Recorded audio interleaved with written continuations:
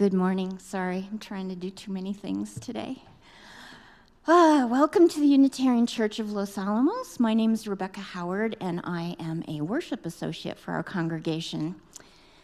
Whoever you are, whomever you love, whatever your image of the holy, wherever you are on your life's journey, you are welcome here. If this is your first time with us, we'd love to get to know you. Please sign our guest sign-in book in the foyer. You can also speak with our greeter, Mike McNaughton, or myself.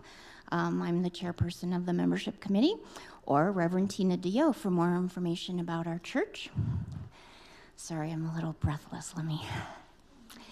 If you're watching online, hello. We're glad you're with us virtually. Please sign our virtual guest book that is in the notes below the worship video.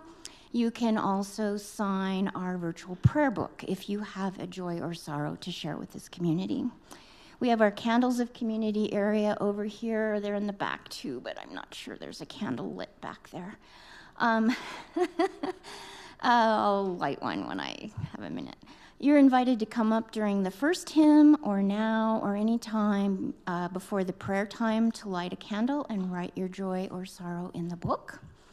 Please feel free to talk with Terra Louise, our Director of Lifespan Spiritual Enrichment, for more information about our spiritual enrichment programs for all ages. Our nursery coordinator, Sarah Hamoud, can watch kids 0 to 3 years old in the nursery. After the children's story in the service, kids can leave with Elizabeth Portillos, our Lifespan Spiritual Enrichment Assistant and teacher. Boy, there are a lot of words and all that. Today, they will be learning about kitchen safety and hear stories from the conflict kitchen. That sounds very interesting. Maybe I'll do that. Announcements. Are we there? Yes. Thank you, Tina. Church announcements can be read weekly through your email, can also be found on our website, and some announcements can be found on the back of your worship program, as well as on our March Community Engagement Offerings flyer. Are they still out there? Yeah, I guess they're still out there. I didn't see them, but we can find them. By the greeter book. Okay. And also on our Facebook page. Our church announcements email comes out every Thursday at 12 noon. Please go ahead and silence your cell phones this morning as we begin our worship service together. Oh, I need to highlight a few announcements. After our worship service, we will have a church budget forum here in the sanctuary. Also, our fun shops are happening in the fellowship hall. Today, you can play games or do a puzzle. Today at 2 p.m., you're invited to join other church members to see the Little Theater, Los Alamos Little Theater play, Myths and Moonbows. You're also invited to join in for snacks and discussion after the play here at church. I saw it last night. It's really good. It's charming. It's very enjoyable. And we have one last special announcement from Dylan.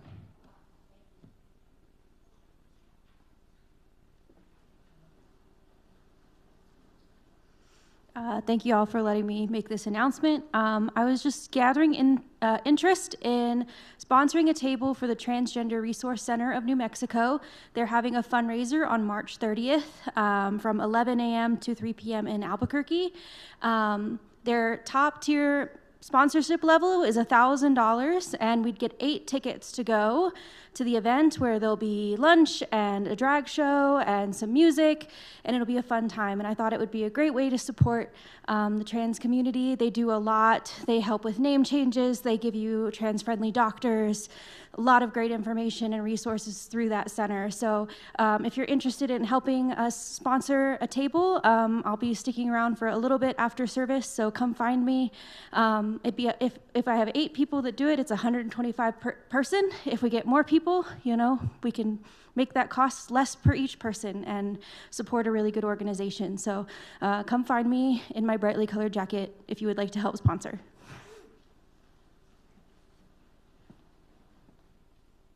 Thank you. Good morning. I'm the Reverend Tina DeYoe, and I use she, her pronouns. And Happy International Women's Weekend, because yesterday was the day, but we're celebrating today as well. So happy International Women's Weekend. We gather in worship to find meaning and to live more deeply. Worship creates connections within, among, and beyond us, calling us to live with wisdom, calling us to be our better selves. So our church theme for this month of March is trust. Here in our UU church, we celebrate and trust the experiences and voices of women. We also uphold the rights of women and trust them to make their own decisions about their body. Yesterday was International Women's Day, and the theme of this year's International Women's Day is equality, rights, and empowerment. This month is also Women's History Month. Today we celebrate all of the many contributions of women in our world. You will also notice that the musical selections that Yelena will be playing for us today and has chosen are all by women composers. Take a look at the notes in your bulletin for more information on these women's accomplishments. We also celebrate all of the wonderful women in our UU history. We have some pictures of them, and this is by no means a comprehensive visual of all the women, but we have some of them up here, so take a look at those. And we celebrate the women and maternal legacies and histories in our own lives today. And in this vein, I would like us to greet one another a little differently this morning.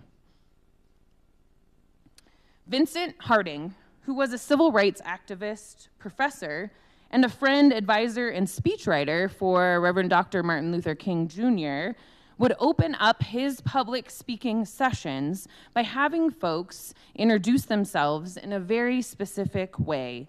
And we will introduce ourselves this way today, too.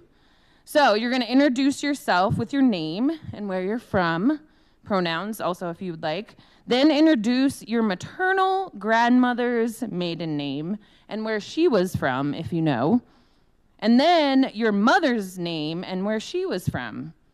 This places all of us among our maternal lineage and maternal ancestors as we introduce ourselves to one another. So now I invite you to greet one another in this way this morning, and I will call us back with a chime.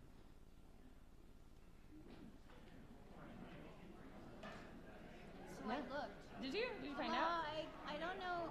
I assume, so my, well, you know my name. Yelena, come here. You can come up here.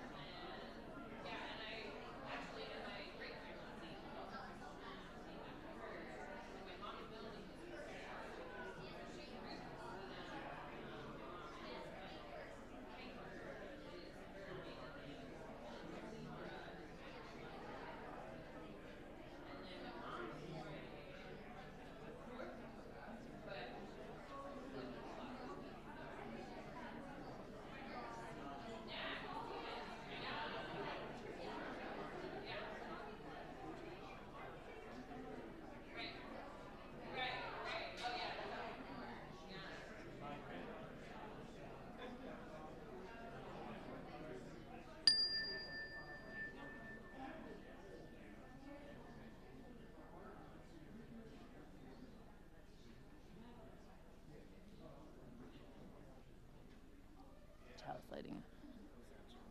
I'll call him up, yeah. I hope that was fun and different and interesting for y'all this morning. And now we're going to have our chalice lighting, and Ian is going to come up and light our chalice. Yay.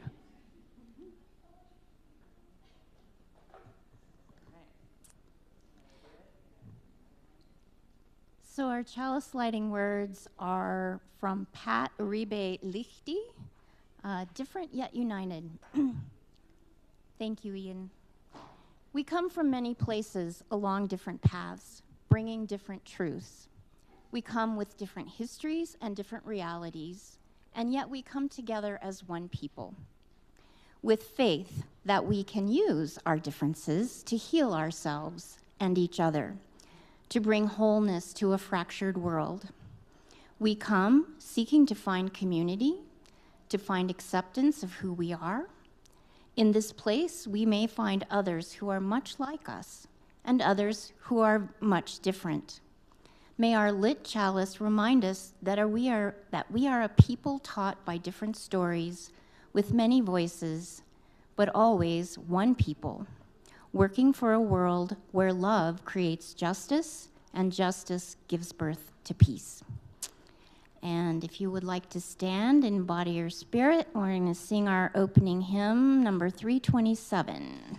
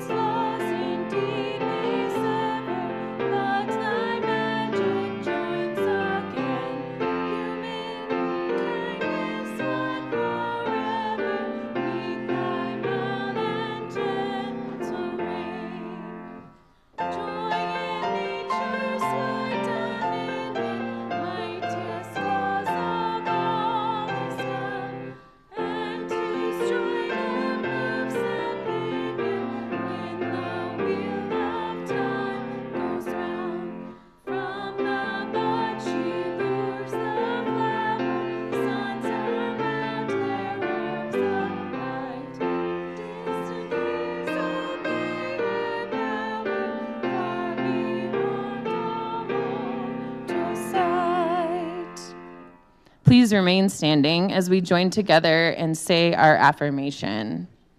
Love is the doctrine of this church, the quest for truth is its sacrament, and service is its prayer.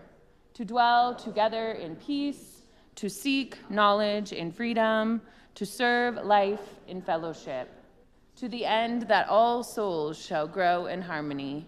Thus do we covenant with each and with all. You may be seated. And now, if all the young and young at heart want to come up to our young worshipers space up here, as Terra is going to read our story, Girls on the Rise by Amanda Gorman. Good morning. I'm Terra Louise, and my grandmother, my maternal grandmother is Mary Louise. Her maiden name was Duggar, and she grew up and lived in Winter Haven, Florida.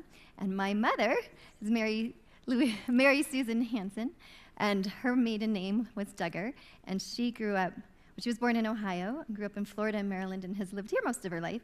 And I am going to share a story by Amanda Gorman this morning. Amanda Gorman is the youngest presidential inaugural poet in U.S. history, so if you remember who she is. And this is called Girls on the Rise. Who are we? We are girls on the rise. Sure, set my eyes. Okay. Today, everyone's eyes are on us as we make waves, pave the way, and save the day. Today, we finally have a say. We are girls like never before, speaking out more and more, because when our quiet is broken, the world must hear us roar. Who are we? We are a billion voices, bright and brave. We are light, standing together in the fight.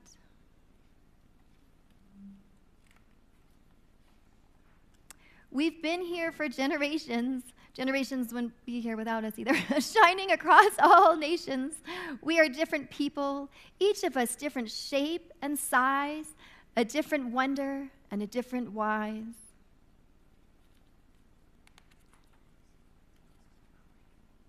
Some of us go by she and some go by they, but no matter our names or where we came from, in our hearts, we are the same. We are a power, a movement, pretty powerful.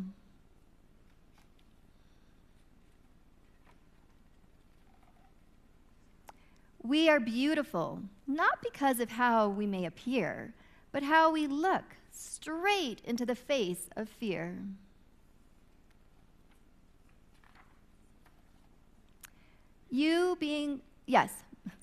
Being a girl takes a brave heart. Sometimes we might feel scared, lost, and in the dark. Some days it feels too hard to stand up on our own.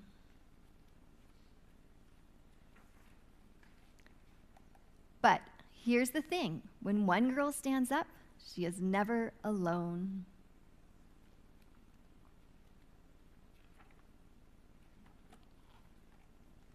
We are like wings lifting each other up, making each other strong.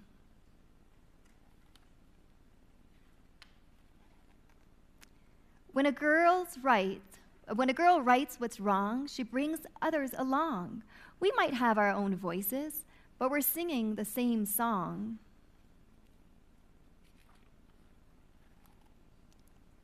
Do you hear it? Our spunk and our spirit?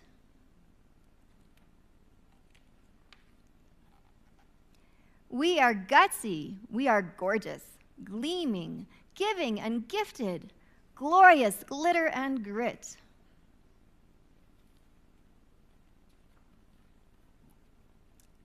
We are girl, glowing and growing, knowing where the wind is blowing. We are where change is going.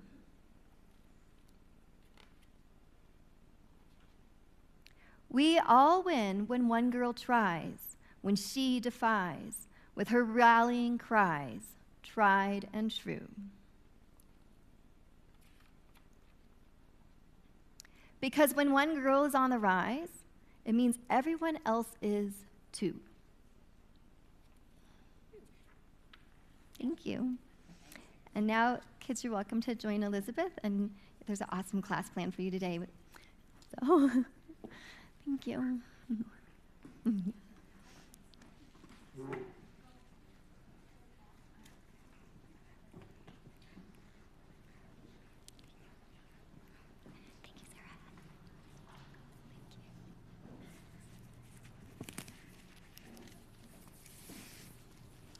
I'm finally getting used to the fact that I can see the slides now without turning around. Our offering, today's offering goes to the Los Alamos Juvenile Justice Advisory Board, JJAB. JJAB provides resources to the children, youth, and families of Los Alamos to enhance resiliency. JJAB works to reduce youth risk behaviors, facilitate positive youth development, and build resiliency through responsive, effective programming. All cash and undesignated funds that are received will go directly to JJAB. Please feel free to use the QR code for the Givelify app on the screen. We'll also pass baskets. Thank you for sharing your monetary gifts this morning. May what you give bring you joy.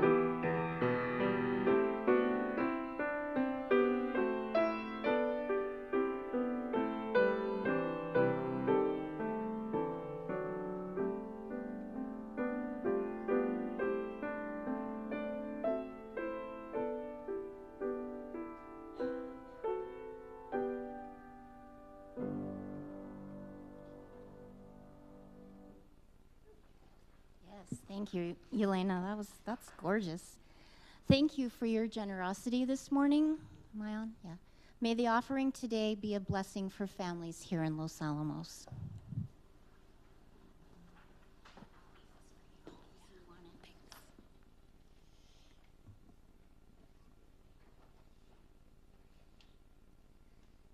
So during this time, you are invited to come up to our Candles of Community space. If you haven't already, light a candle and write a joy or a sorrow in our book. Joys and sorrows that are written will then be read aloud. During this time, you can also remain seated and join in singing our meditation song, Mother of All, number 91.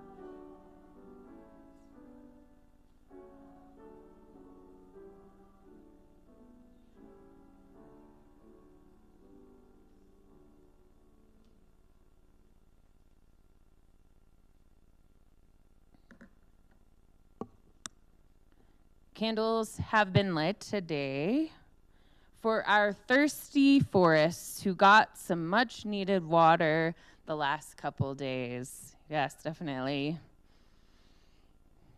Gratitude for a successful run of the LAHS Oleans musical, which closes today. Woo!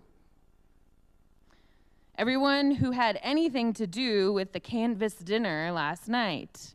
Gratitude for all of the helpers and everyone working to make that a success. So thank you.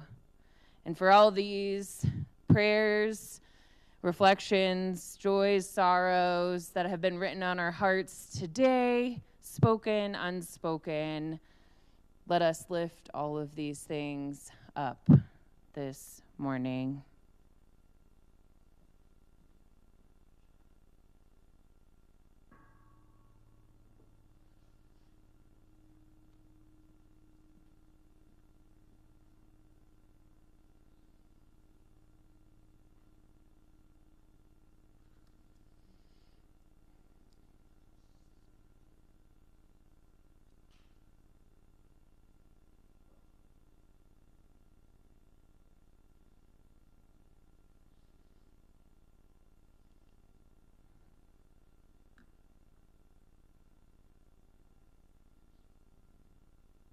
Please join me in a time of meditation and prayer.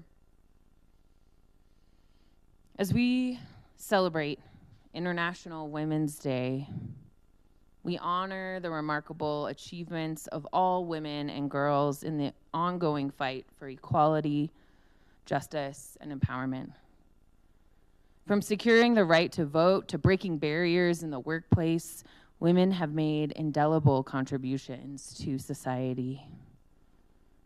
Despite the strides made in our world towards full equality and rights for women, women continue to be harmed with impunity. Women continue to face systemic barriers, including over-policing, racism, homophobia, classism, gendered and racialized wage gaps, family and domestic violence, and limited access to health care.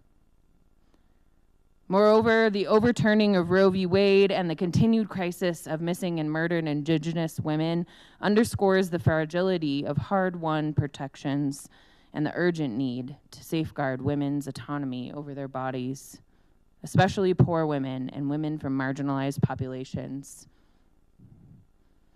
Internationally, the fight for women's rights faces obstacles similar to those of women in the United States, especially impoverished women.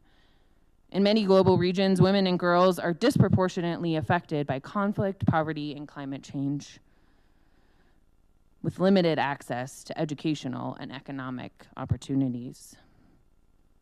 Gender-based violence remains a pervasive issue, exacerbated by cultural norms and inadequate legal protections. These challenges highlight the interconnectedness of the global struggle for gender equality and the importance of solidarity across nation-state borders. On this International Women's Day weekend, let us reaffirm our commitment to advancing women's rights and protections, both in the States and globally, and call on leaders, organizations, and individuals to take concrete actions to ensure a future where every woman and girl can thrive free from discrimination and violence. May it be so.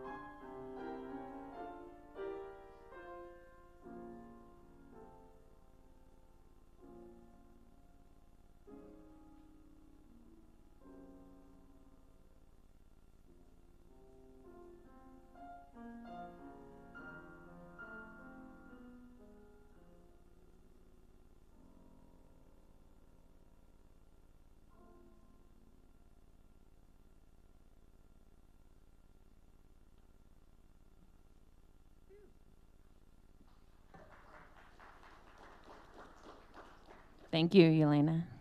Thank you. So why are we talking about and celebrating women in our world? Because women are awesome, and I am one of them. And I think we are pretty awesome and have accomplished a lot over the span of human history. We are also celebrating International Women's Day today and this weekend because we know there is still a lot of work to be done for women in this country to actually have equal rights compared to men. The U.S. is way behind the curve when it comes to women's rights, equity, and parity in the workplace, autonomy over their own bodies, parental leave time, and so much more. We celebrate women today, this weekend, and this Women's History Month because we all can celebrate women and be feminists together, no matter what our gender identity may be. We celebrate women all over our world today because when we celebrate women and work on uplifting the rights of women, it benefits all people of all gender identities. We also want to lift up the complexities of gender that we know exist in our world and the intersections that women's identities can have in our society and how those intersections of identity impact women in different ways. Race, accessibility, socioeconomic class, sexual orientation, and more can impact a woman's identity in numerous ways. The UU Women's Federation defines women with an asterisk as anyone who suffers as a result of misogynistic oppression due to your gender identity. The UU Women's Federation states, "We do not consider ourselves to be a non-gendered organization. Rather, we have expanded our understanding of gender to recognize that there are more than two options. When talking about women, we consider all women to be women, meaning we include trans women and femme-identifying people in that gender description. When it comes to gender-expansive or non-binary folks who identify as neither or as both or as something else, we recognize that many of those people also suffer due to misogynistic oppression, either because they were socialized or identified as female for some or all of their lives, or because their gender expression includes traits that we are socialized to consider female. Our definitions of women have expanded, and they're even expanding here in our church community as we have opened up our Wednesday mornings women's group and our upcoming women's retreat in May to gender fluid people. This is why we put an asterisk by women. See that up there? Yeah. When we announce things like the women's group or the women's retreat, the asterisk means gender fluid folks are included. I am a woman, and I am still learning about all the complexities of our gender identities. I think it is awesome that we have these complexities and differences, and I'm so glad we can continue to grow and learn together here in this UU community. As we move forward, talking about women, asterisk, in the service, we are including gender fluid folks in this definition of women. So today, Terra and I will be touching on the International Women's Day theme words for this year: equality, rights, and empowerment. And now Terra will begin with talking to us about women and equality.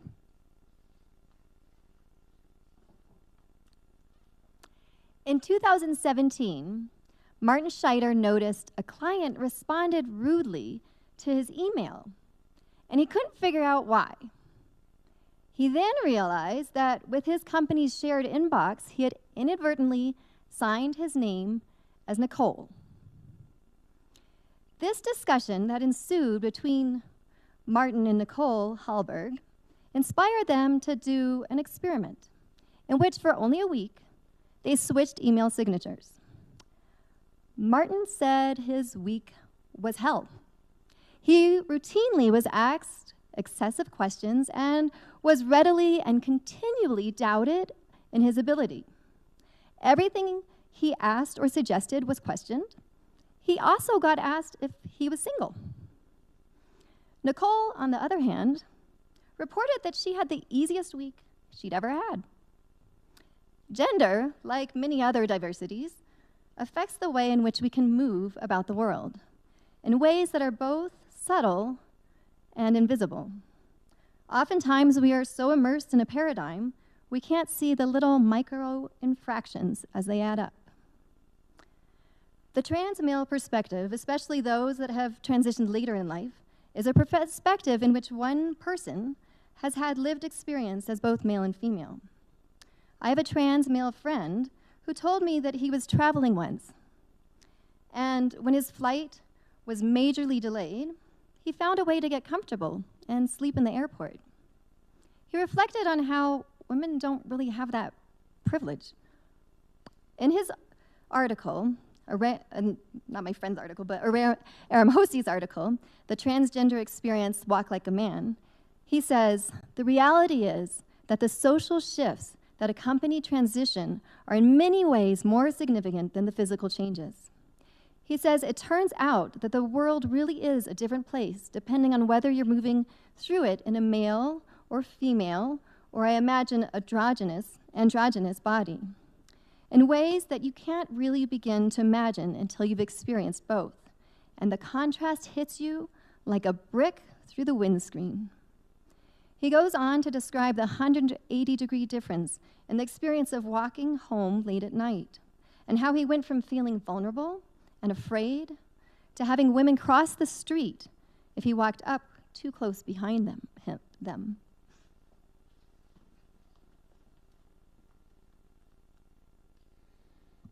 There are double standards for women and men, girls and boys. And I remember before the pandemic, the Voices of the Los Alamos group was meeting in our fellowship hall, and they had a young high school girl come in and speak to them about the work that she had done at LAPS in regards to the dress code. So she knew that girls couldn't wear short shorts at school, yet the boys who were running could wear the shortest running shorts possible and not get in trouble. And then that went to the school board, and the school board passed a non-dress code policy, except for like don't come naked or whatever.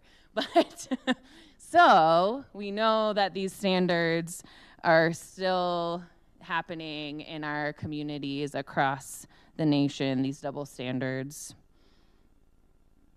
Full legal equality means that men and women have the same rights under the law. Laws were historically written by men for men, and these laws need to change. If women's voices are not at the table, our needs and our rights revert backwards. We have to make sure women's voices are at the table. The second theme of this year's International Women's Day, rights. How have women's rights advanced, and how do they still need to advance?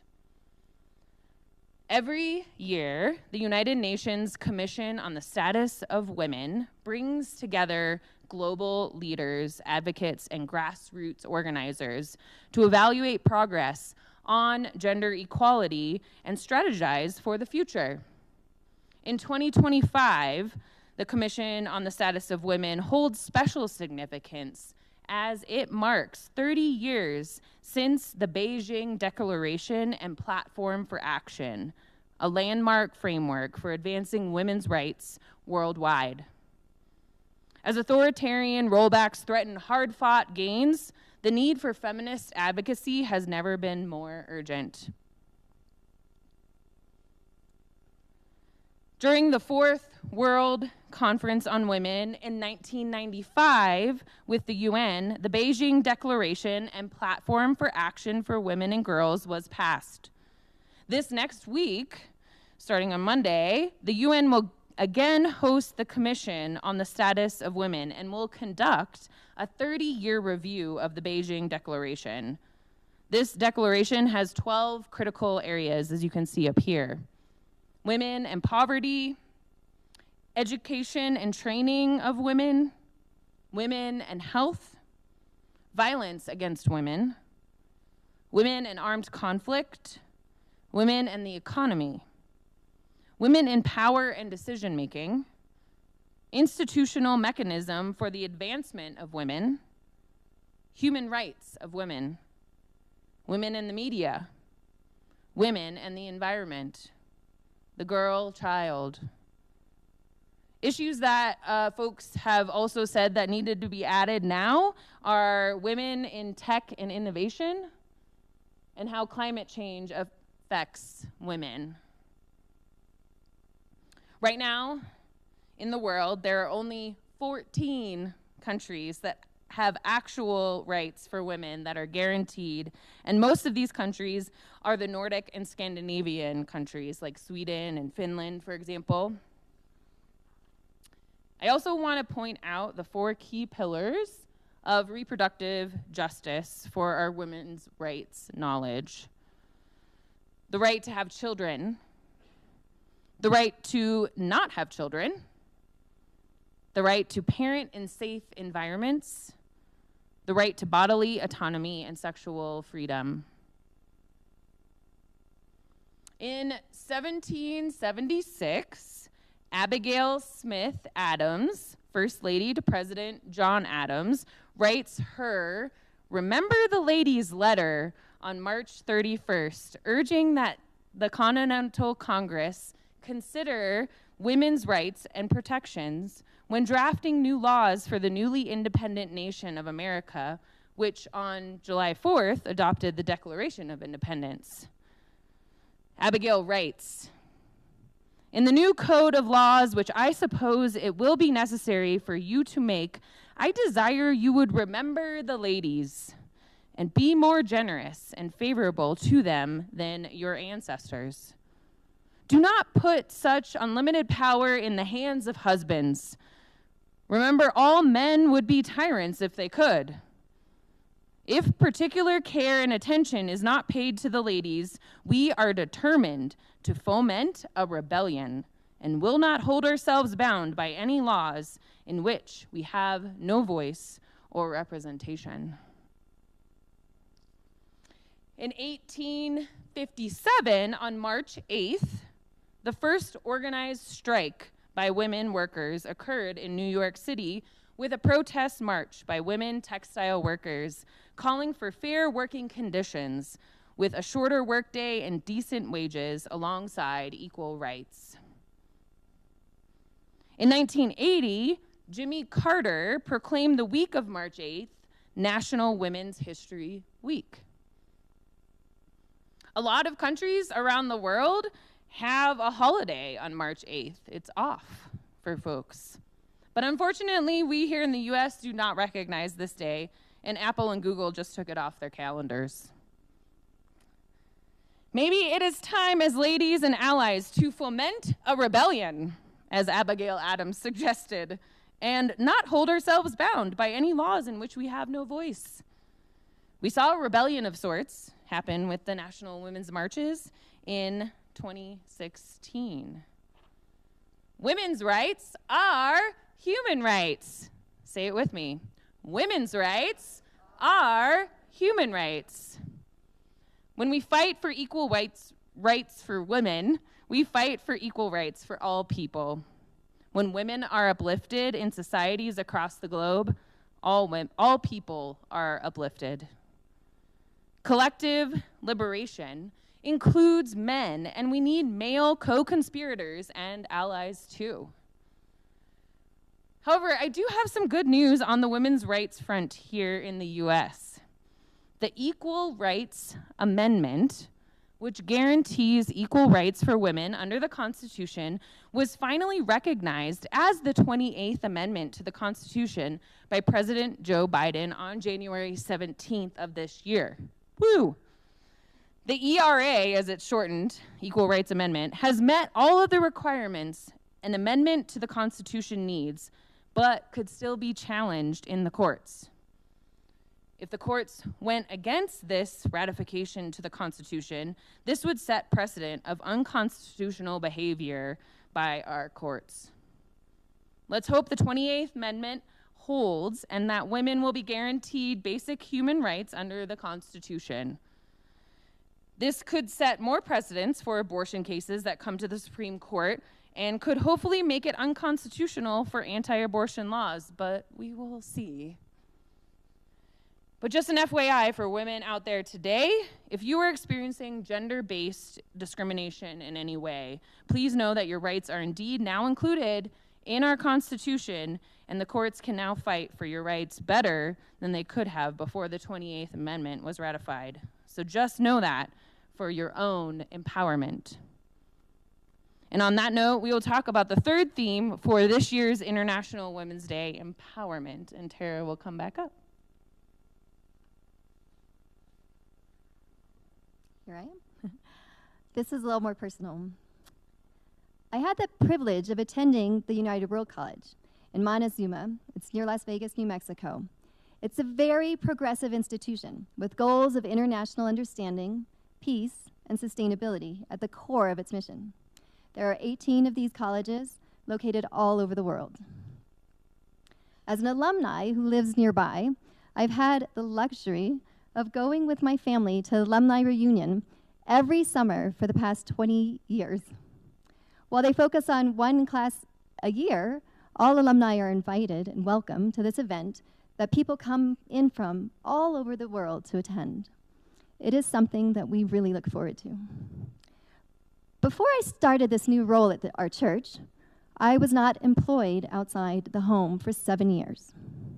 In this time, I connected people to one another, created and worked out details for big events at the co-op, voluntarily improved their publicity, tended to our extended family and larger community, homeschooled our kids, organized for showing up for racial justice, listened to friends, arranged family reunions, parties, and a wedding. I gardened. I grew deeper in thought. I held those in grief. I played, mapped out incredible field trips, performed in plays, sorted socks, organized our belongings, spoke up at events and spoke at events, analyzed films, made chicken soup for sick kids, and swept the floor. I also read aloud thousands of books with my kids, including countless stories of women who made contributions to society, invention, and discovery, like the woman who designed Social Security and child labor laws, the girl who discovered dinosaurs, incredible architects, travelers, activists, and artists, most of them I'd never heard of, and many whose contributions were intentionally hidden. While I was intentionally unemployed, and that was a privilege, it was also a choice to live in a smaller home and drive used cars in order to invest in my being home. And it was a bit of an identity crisis to not have the title of a career. Back to the World College. To register for the United World College reunion, there was a required field for occupation. It had a drop-down menu with a list of over 100 options, including fish farmer and casino dealer and outsourcer. Nowhere on this form could I find homeschool parent, caregiver, unemployed, or other. Studies attempting to quantify the value of this unpaid work estimates the worth to be between $140,000 to $184,000 per year. But I would say it's unquantifiable. For several years, as I filled out our registration, I found something that described part of what I do. I would select entertainer, or researcher, or consultant. After years of this, I felt mad. Why did I have to be employed outside the home to be seen as someone, to have value? Once I brought it to their attention, they did change the form. When I spoke up for myself, why am I not on the form? I, like most people in unseen groups, was seen as and even felt like I was whiny. If you are the person in a position that is named or has power, then the message is both expressed and received differently. If an employed person had spoken up and asked, "How come I wasn't on this form?" the reaction might have been different. This experience taught me again the importance of using privilege to advocate for those who don't have the same privileges that I do. When I notice a microaggression against a person of color or someone misgendered, and I say something, it will be received differently than when they say it. This experience of being so invisible that I didn't have any way to complete the form without simplifying what I did to one role amplified something else that I have been aware of for a long time. The question of what is valued in our society. What jobs and roles are valued and not valued? I am a licensed nurse and a certified birth doula. Throughout my life, I've been in settings of caretaking and tending, often in nonprofit sectors. Nonprofits. The no-profit sector is robustly filled with the caretakers of people, society, land, bees, water, those fighting for rights, for longevity of our planet, for health in our society. Just in the language alone, it is clear where our values are, that there is no profit in care. Looking at who makes the most money, it is those who benefit from the work of and exploitation of land and people. It's not the breastfeeding consultants, the child care workers, the gardeners, farmers, or craftspeople. Most of the labor force toils hours of their life for the profits of others. We started by asking you to introduce yourself with your grandmother's names.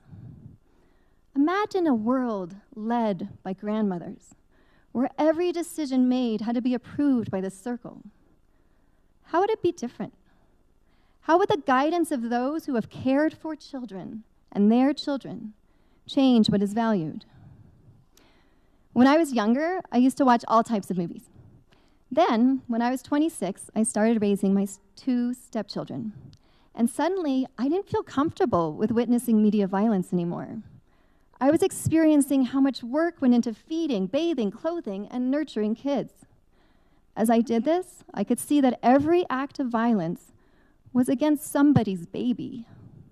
We are all somebody's baby. Then we went to see the movie March of the Penguins. It changed my life. Seeing the sacrifice of how they huddled together in the cold, these dads holding precious eggs on their feet, the mothers traveling great distances as they starved, I identified with the personal cost and the sacrifice of caring. How dear it is to pass on the life force to the next generation. Humans are one of only a few species whose females live past menopause. We need the wisdom of our grandmothers and crones to survive. If you think about society, land, bees, water, human rights, our food sources, the longevity of our planet, health in our society, isn't that what should be most valuable?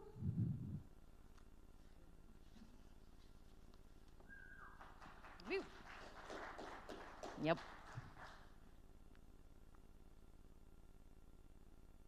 So how do we, in our culture here, in our UU church, and wider community and world, talk about this empowerment for women?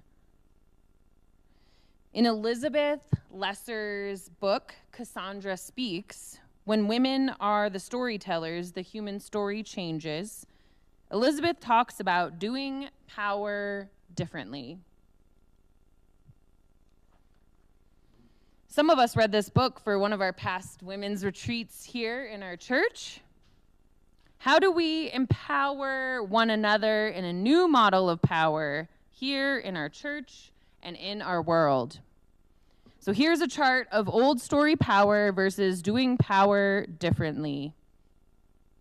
strong, weak hierarchy model versus partnership model, authoritarian versus interactive, collaborates competitively versus collaborates connectively, values individuals, fortitude and action, values relationship, empathy, and communication, withholds praise and encouragement, generous with praise and encouragement, denies one's own mistakes and vulnerability, transparent about mistakes and vulnerability, dominates, interrupts, overrides, listens, processes, includes. Feel free to take a picture of this, y'all.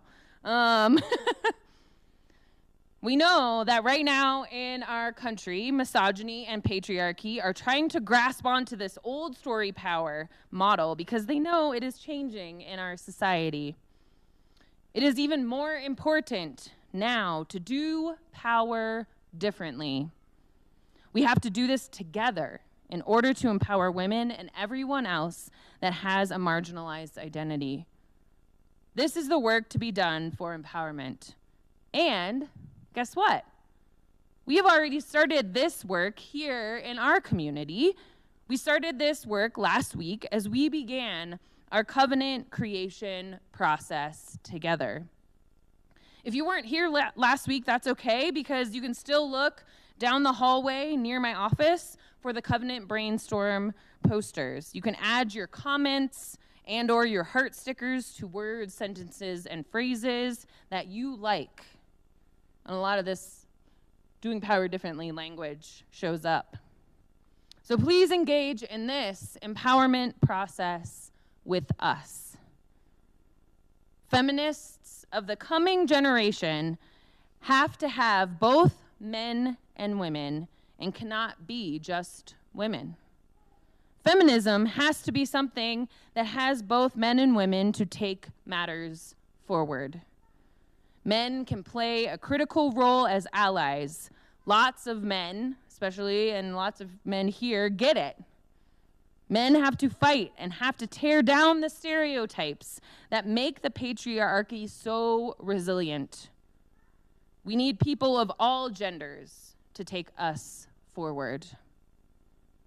So let us commit to partner and collaborate with women today and in the days forward as we continue to fight and work together for the world that we all envision. May it be so, and amen.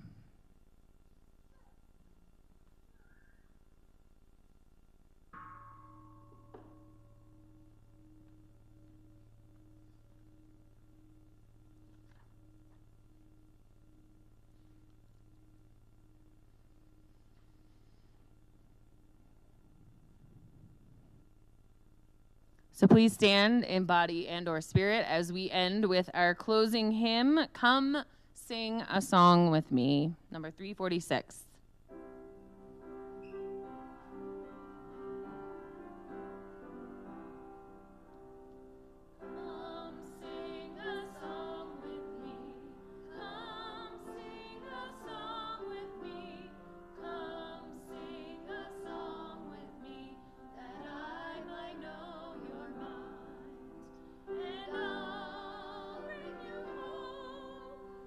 Hope is hard to find.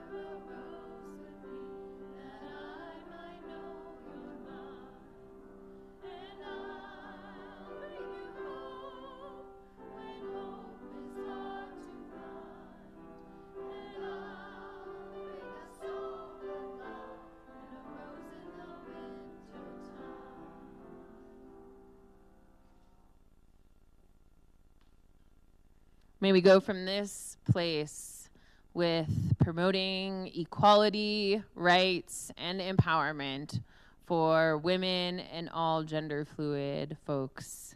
May it be so, and let us join hands for our closing song, The Way.